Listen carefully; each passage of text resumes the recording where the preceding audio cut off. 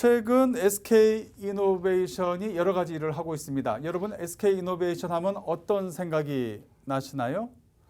기름, 석유화학, 그쵸? 검은색, 연기 이런 것이 생각이 나시죠? 그런데 이런 SK이노베이션이 이 기름을 싹 빼겠다. 이런 이야기를 얼마 전에 크게 IR 행사에서 했습니다. 자, 어떤 내용일까요? 이정현 기자가 보도합니다.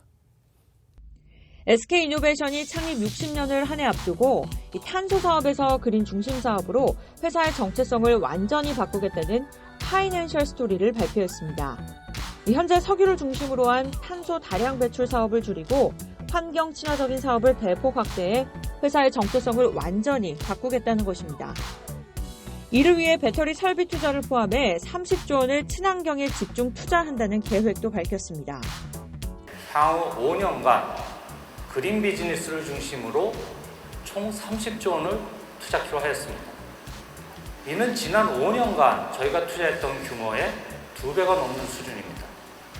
이렇게 되면 저희 자산에서 그린 자산이 차지하는 비중이 2016년 6%, 2020년 30%에서 2025년에는 70%까지 확대될 것으로 예상합니다.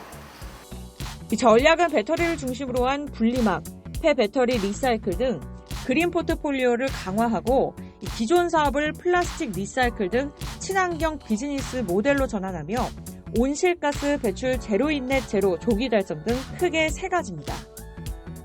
그중에서도 SK이노베이션은 탄소 사업에서 그린 중심 사업으로 바꿔나가는 핵심 키워드를 배터리로 꼽았습니다.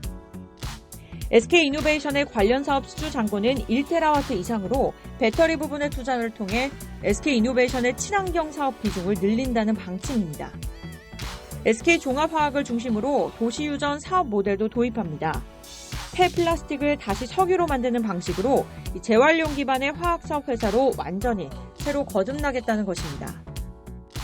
온실가스 넷 제로를 2050년 이전에 달성한다는 목표도 밝혔습니다. ESG 경영 핵심이 환경이고 환경의 핵심은 온실가스 순배출을 0으로 만드는 것인 만큼 이를 실행하겠다는 것입니다. 김준 총괄사장은 SK이노베이션은 그린 포트폴리오 개발을 전문으로 하는 지주회사 역할에 중점을 둬 그린 영역에서 연구개발과 새로운 사업 개발 및 M&A 등을 통해 제2, 제3의 배터리와 분리막 사업을 발굴해 나갈 것이라고 밝혔습니다. 한편 SK이노베이션은 이와 관련해 현재 사업부 형태인 배터리 사업과 석유 개발 사업은 포트폴리오 가치를 극대화할 수 있는 최적의 방안으로 각각 분할을 검토한다고 전했습니다. 1962년 대한민국 최초의 정유기업으로 출범해 정유, 화학사로 입지를 굳힌 SK이노베이션이 그린 사업을 새 성장축으로 삼고 안착할 수 있을지 관심이 모아지고 있습니다. 팍스경제TV 이정현입니다. 네, 취재하고 온 이정현 기자와 얘기해 보겠습니다. 이 기자, 네. 우리 뒤에 보니까 SK이노베이션 네. 기름 쫙 뺍니다. 이렇게 잡아서 우리 이 기자가 썸네일을 만들었어요. 그렇죠? 네. 우측에 보니까 김준 SK이노베이션 사장은 탄소에서 그린으로 친환경 회사로 탈바꿈한다. 이 그림 하나가 지금 모든 기사를 다 이렇게 이야기하는 것 같다 이런 생각이 들거든요. 네. 지금 이제 보니까 새 성장축을 그러니까 SK이노베이션 하면은 옛날에 이제 기름 이런 거에서 배터리, 그렇죠? 네. 뭐 그런 이제 요즘 새로운 그 부분으로 바꿔간다 이렇게 우리가 받아들여도 되는 거겠죠? 네, 많은 기업들이 이제 ESG 경영을 바탕으로 친환경이 키워드가 되고 있잖아요. 네. SK이노베이션이 이것을 축으로 또 친환경 기업으로 바꾸겠다라고 발표한 상황입니다. 네. 자, 그렇다면 이제 우리 이번 IR 행사가 되게 컸어요. 정리 네. 한번 해볼까요? 네, 맞습니다. SK이노베이션은 이와 같은 행사를 이전에 한 2번 정도 진행한 경험이 있는데요. 지난 2017년에는 이미 혁신 방향을 제시한 상황에서 2019년에는 혁신 실행 전략을 발표한 바가 있습니다. 이번에 진행된 SK이노베이션 스토리데이는요, 3번째 진행된 행사인데요.